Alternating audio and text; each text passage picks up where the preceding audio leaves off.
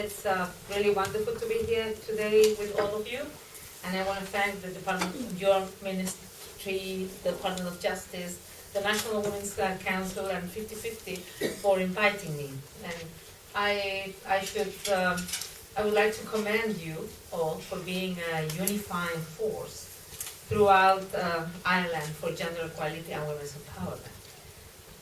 Here in Ireland and throughout the world, women are coming together to raise their voices and demand that what we deserve, of course, equal rights, equal opportunities, and equal participation. And we and you and women applaud you for all your efforts to make it clear that gender equality and the human rights of women are not up to negotiation. And I think the resonance is strong, and I'm here to tell you that your voices are being heard. There is a rising recognition that more sustainable, more democratic, and more peaceful societies can only be achieved with the full and equal participation of women. We know that women have made remarkable progress, but this progress has not yet been matched by women's participation in political and public life. Women constitute 51% of the world's population, and yet they are grossly underrepresented in the institutions that make key decisions that affect all of our lives. Only 17 head of states are women on 193 member states of the United Nations. On average, 1 in 5 parliamentarians is of women. It's 19.5%. The voices of too many women and girls continue to be stifled through exclusion, discrimination, and violence. And it is a reality faced by women around the world. And it is a reality that I believe is also holding back progress for women, but also for all members of society. I'm also, as the minister, an ardent supporter of, I say, special transitional measures, because it can be quotas, it can be other measures, but special transitional measures that can level the playing field for women. I'm a stronger supporter in politics, but also in the economy, in boards, and in many other areas. Because I think we need to level the playing field. And it's very important to increase women's political participation and in decision making. Some people believe that women are not interested in positions of leadership, or that they don't aspire to positions of power. The data on quotas puts that argument to rest. The fact is, quotas have successfully increased the number of female leaders and representatives worldwide.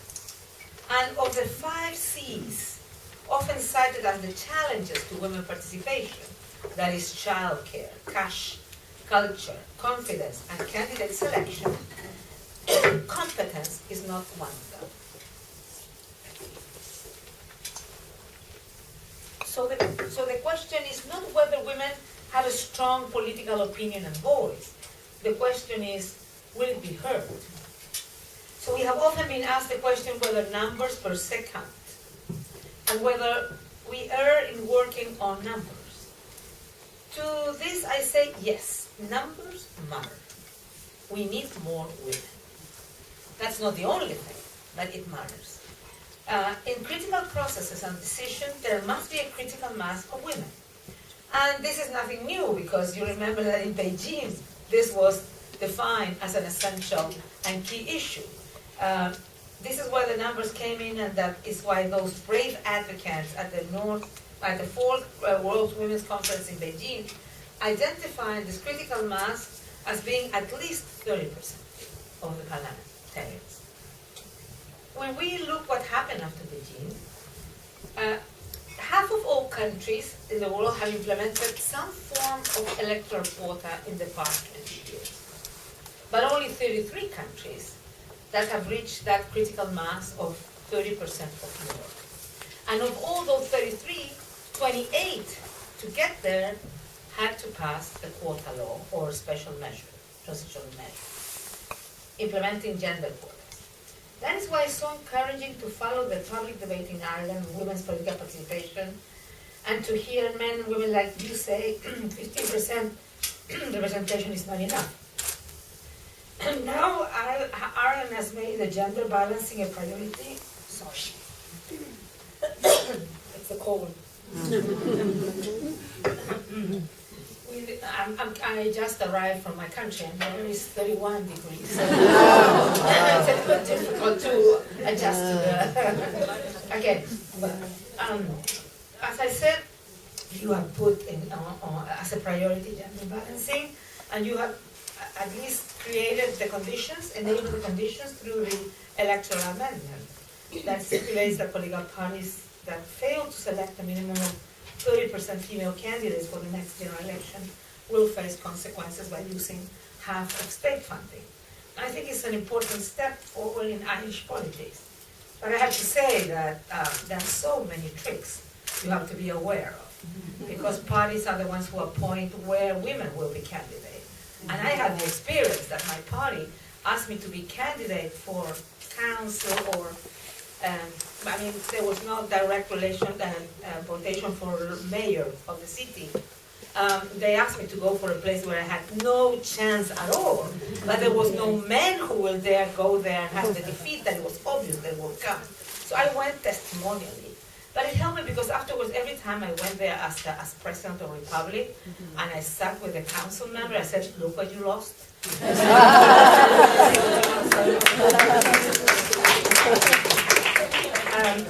No, but I mean to say the quota is indispensable, but it's not really enough.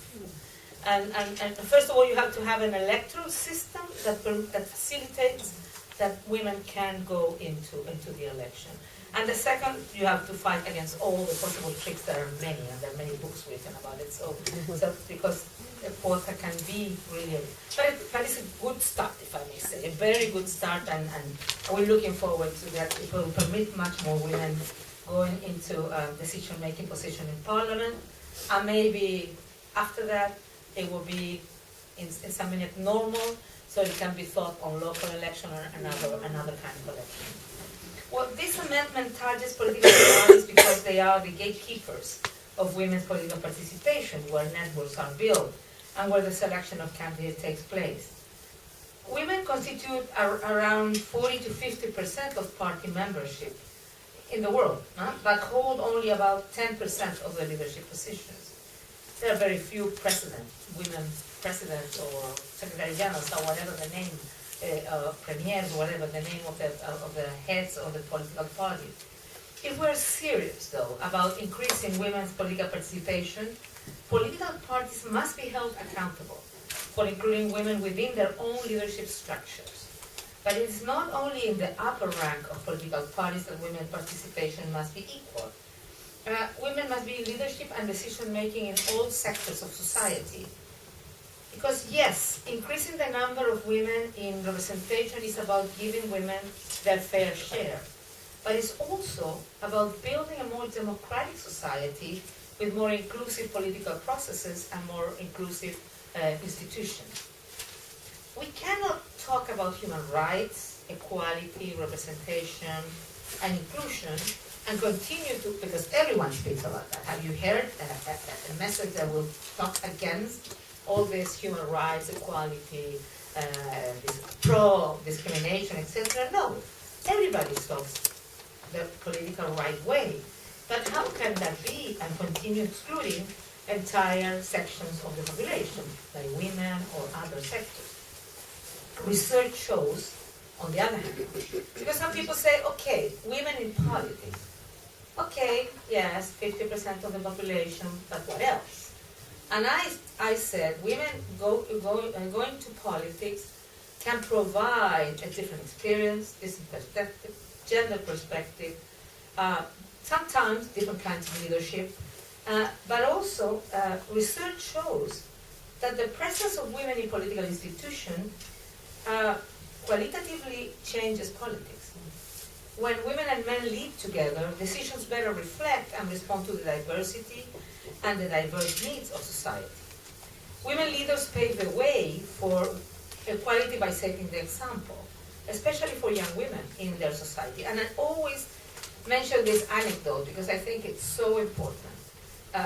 President Tarja Halonen from Finland, she ended last March being president of Finland, or this month, no, last month. And she was there for 12 years, president of the republic. The president in Finland is like the president here, the head of state, not head of government. In my country, the presidents are head of state and head of government. So, so she went, when she was about 9 years president of the Republic, she went to a kindergarten. And she talked to the children there, what do you want to be when you're grown up? And they answered with the typical, they were 6 years old, children. They would say, you know, firefighter, pilot, engineer. I don't know if somebody said politician, to be honest, but typical kind of thing, teacher, etc. And there was a little boy there, and she told him, don't you want to be president of Finland? And he said, no, in Finland, men cannot be president. Because his whole life he only knew the women. So that's why role models are so important, because it changes mindset, changes culture, changes perception. I mean, laws won't change culture, which are needed. So that's why it's so important that women leaders can also pave the way, setting example. The other great example that I know is a man from the Danish Minister of Foreign Affairs explained to me that in his house, well, Nordic country, he irons. I mean, they divide with their wife, they both work, so they divide what they do. So the little boy was raised in a house where the man was the one who did the ironing thing. And then there was a discussion when he was 12 about division of labor between women and men. And they were talking about different things, cooking, etc. And then somebody said, ironing. He said, no, ironing is a man thing. So let's not discuss it. So I'm saying this anecdote to say how important it is, you know, the role models for as early as possible. Well, women leaders challenge public perceptions of gender and show that women's work is the work of legislators, justice, and head of state. And I think equality in political participation is important because the different aspects that humankind has and the diversity that we have, being it by race, religion, wealth, gender, sexual orientation, whatever the specific issues are, should have no bearing on the human rights of all individuals to participate in society. One of the interesting things for me, though, is I was very much close to the Arab Spring when in March, I mean, at the end of February, Mubarak falls, and I went in March to Egypt. And talking to the women there, all these girls who were in Tahrir Square, they were so disappointed because they were in Tahrir Square with the boys, they were doing the same things all day or night, etc. And after that, and then quickly they started creating new parties, young people, we're talking about young people, and they went there and they said, and tried to put women's issues, and the reform of the constitution and women's rights, etc. And the answer would be, no girl, it's not your time now. Now is the time for democracy. So, and if you go to Plaza del Sol in Madrid, and there was this feminist group with, you know, some banners about feminist issues, and the young people who were there fighting for days and months will go there, rip the banner, and say, excuse me, this is about democracy, it's about freedom, it's about quality of politics, it's not about women's rights. So it's incredible that people make a disconnect completely between what democracy is and people's rights and women's rights are. And they believe they're two different things. And they don't integrate them. So I think that's a problem of politics too. Because also democracy is not only about voting, it's about being elected to have the possibility and the right to be elected. But I think this is a problem because it's not monopoly. You might say, okay, the Arab world, you know, they have another concept, but in Spain, those people, and where there were paritarian government, etc. So I think there is an issue there. People don't integrate really what the democracy at the end is about. Inclusiveness is how you include everyone with the goods, the services, and the benefits of the society. Equality is important to ensure that people at risk of being marginalized and rights at risk of being sidelined, including women's right to sexual and reproductive health, are equally protected.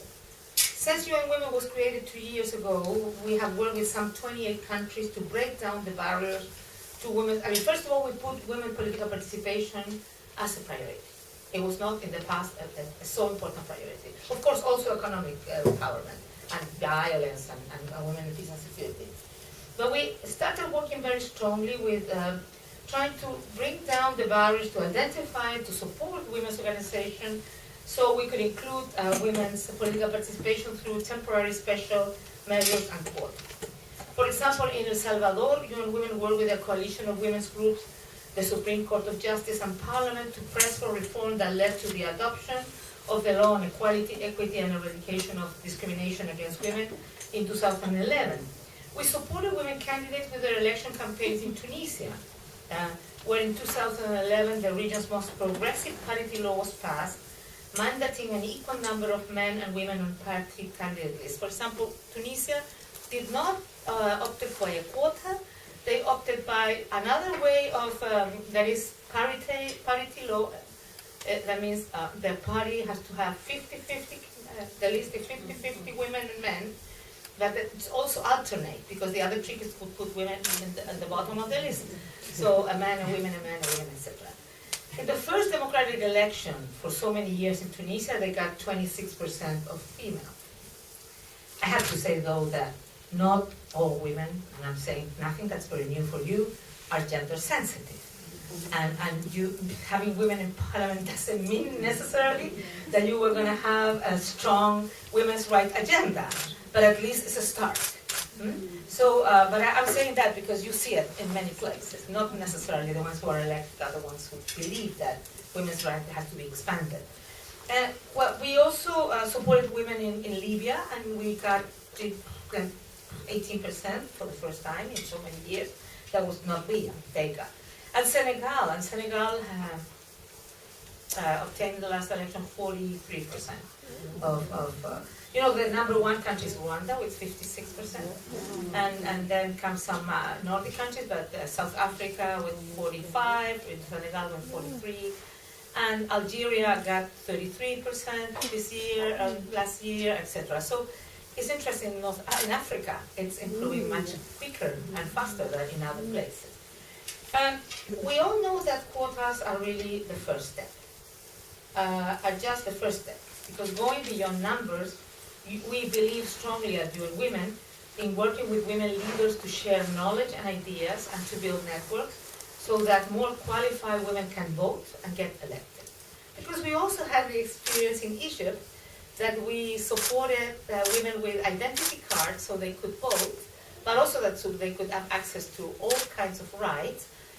But the Salafists that got 26% of the votes of the Egyptians and are not exactly champions of women's rights were majoritarian vote by women. So somebody could have said, was it a good idea to support women to vote?